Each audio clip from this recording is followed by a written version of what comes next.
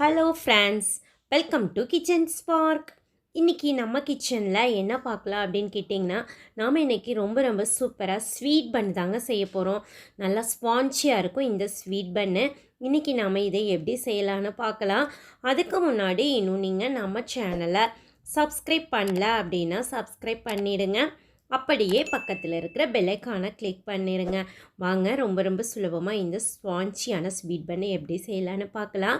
அதுக்காக ஒரு மிக்சிங் பவுல் எடுத்துகிட்டு 1/4 கப் அளவுக்கு பார்த்திங்கன்னா தயிர் எடுத்துக்கலாம்.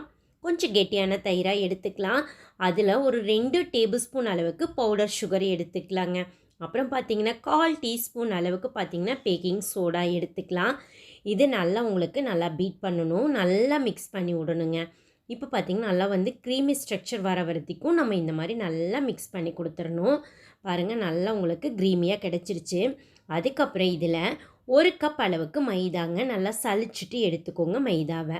1 டேபிள் ஸ்பூன் அளவுக்கு நெய் ஆட் பண்ணிக்கலாம். இப்போ இது கொஞ்சம் நல்லா மிக்ஸ் பண்ணி விட்டுருலாங்க. பாருங்கள், நல்லா மிக்ஸ் ஆகட்டும். போட்டிருக்க பவுடர் சுகரு, நெய் உங்களுக்கு எல்லாம் நல்லா மிக்ஸ் ஆகி வரணும். தயிர் எல்லாமே பாருங்கள் நல்லா மிக்ஸ் ஆகிடுச்சு.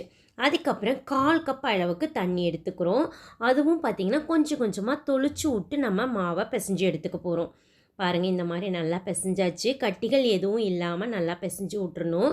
மீதம் இருக்கிற தண்ணியும் நம்ம எடுத்துக்கலாம். பாருங்கள், நல்லா பிசைஞ்சு இந்த மாதிரி ஸ்ட்ரக்சர் வந்தால் போதும். மாவு நம்மளுக்கு இதுதான் கரெக்டான பக்குவம்.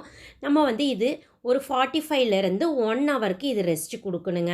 அப்போ தான் பார்த்திங்கன்னா உங்களுக்கு மாவு நல்லா ஊறி வரும். ஸோ பாருங்கள், நம்ம நல்லா கட்டிகள் எதுவும் இல்லாமல் பிசைஞ்சாச்சு. மூடி போட்டு வச்சுக்கலாம், இருக்கட்டும். பாருங்கள், இப்போ ஒரு 1 ஹவர் கழிச்சதுக்கு அப்புறமா பாருங்கள் மாவு எவ்வளோ நல்லா உங்களுக்கு சாஃப்டாக இருக்குதுன்னு. நல்லா சூப்பராக மாவு ரெடி ஆயிடுச்சுங்க. அவ்வளோதான். இப்போ நம்ம பன் எப்படி செய்யலான்னு பார்க்கலாம். அதுக்காக பாருங்கள், ஒரு கடாயில் நல்லா ஆயில் காஞ்சிருச்சு. இப்போ ஒவ்வொன்றா போட்டு விட்டுறலாம். போட்டதுக்கப்புறம் அடுப்பை நீங்கள் சிம் பண்ணி வச்சிடணும். அப்போ தான் உள்ளேயும் நல்லா மாவு வெந்து கிடைக்கும்.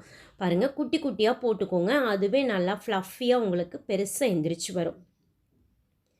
பாருங்கள், எப்படி நல்லா உங்களுக்கு நல்லா ஃப்ளஃபியாக எழுந்திரிச்சிருக்குது. ஏன்னு கேட்டிங்கன்னா மாவு நம்மளுக்கு நல்லா ஊறி இருக்குது. ஸோ பாருங்கள், நல்லா எழுந்திரிச்சு பன்னு மாதிரி உங்களுக்கு நல்லா சூப்பராக வந்துருச்சு. பாருங்கள், நல்ல கலராக வந்துருச்சு. ஒரு 2-3 தடவை திருப்பி போட்டுட்டு எடுத்துக்கலாம். அவ்வளோதான். பாருங்கள், ரொம்ப சூப்பராக, ரொம்ப சிம்பிளாக. இது வேகிறதுக்கு பார்த்திங்கன்னா ஒரு 2 நிமிஷம் தான் எடுத்துக்கும். நல்லா வெந்துருச்சுங்க. இதே மாதிரி இருக்கிறத எல்லாத்தையும் மீதம் இருக்கிற மாவெல்லாம் போட்டு எடுத்துக்கலாம். நெக்ஸ்ட்டு நாம் இதுக்கு சுகர் சிரப் ரெடி பண்ணுறதுக்கு பாருங்கள், 1 கப் அளவுக்கு சுகர் எடுத்துகிட்டு 1/4 கப் அளவுக்கு நம்ம தண்ணி எடுத்துக்கணும். இப்போ நம்ம சுகர் சிரப் ரெடி பண்ணிக்கலாங்க. இதில் உங்களுக்கு பார்த்திங்கன்னா ஒரு கம்பி பதம் வர அளவுக்கெல்லாம் தேவையில்லை. பாவு கொஞ்சம் நம்மளுக்கு நல்லா திக்கானா போதும். நான் காட்டுறேன் பாருங்கள்.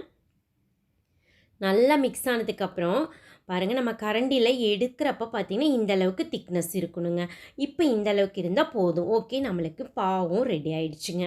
இப்போ எடுத்து கீழே இறக்கி வச்சுட்டு நம்ம சுட்டோம் இல்லைங்க பன்னு, அதை எடுத்து இதில் போட்டுக்கலாம். பாருங்கள், இது ரொம்ப நேரம் ஊறணுங்கிற அவசியம் இல்லை. ஒரு 5 நிமிஷம் அளவுக்கு ஊறினாவே நம்மளுக்கு நல்லா ஸ்பான்ச்சியாக ஸ்வீட்லாம் எடுத்துக்கும். பாருங்கள், நல்லா ஸ்வீட்லாம் எடுத்து நம்மளுக்கு ஸ்வீட் பன் நல்லா ஸ்பான்ச்சியாக ரெடி ஆயிடுச்சு. ஒரு பிளேட்டுக்கு நம்ம மாற்றிக்கலாங்க. அவ்வளோதான். பாருங்கள், இப்போ எவ்வளோ சாஃப்டாக இருக்குது பாருங்கள் நம்மளுக்கு ஸ்வீட் பன்னு. நல்லா பார்த்தாலே உங்களுக்கு சாப்பிடணும் போல் இருக்குங்க. நல்லா ஸ்பான்ச்சியாக உள்ளுக்குள்ளே பாருங்கள் நல்லா மெதுன்னு இருக்கும். நம்மளுக்கு சாப்பிட்றதுக்கும் அவ்வளோ டேஸ்ட்டாக இருக்குங்க. ஸோ நீங்களும் உங்கள் வீட்டில் ஒரு முறை இந்த மாதிரி கண்டிப்பாக ட்ரை பண்ணி பாருங்கள். நல்லா ஸ்பான்ச்சியான ஸ்வீட்டான பன் கிடைக்கும் உங்களுக்கு. ட்ரை பண்ணி பார்த்துட்டு எப்படி இருக்குதுன்னு மறக்காமல் கமெண்ட் பண்ணுங்கள். உங்களுக்கு இந்த வீடியோ பிடிச்சிருந்தது அப்படின்னா உங்கள் ஃப்ரெண்ட்ஸுக்கெல்லாம் ஷேர் பண்ணுங்கள், லைக் பண்ணுங்கள். மறக்காமல் கிச்சன் ஸ்போக் சேனலுக்கும் சப்ஸ்கிரைப் பண்ணுங்கள். மீண்டும் சந்திக்கலாங்க நம்ம இன்னொரு ரெசிபியோட. அது வரைக்கும் நன்றி, பாய்.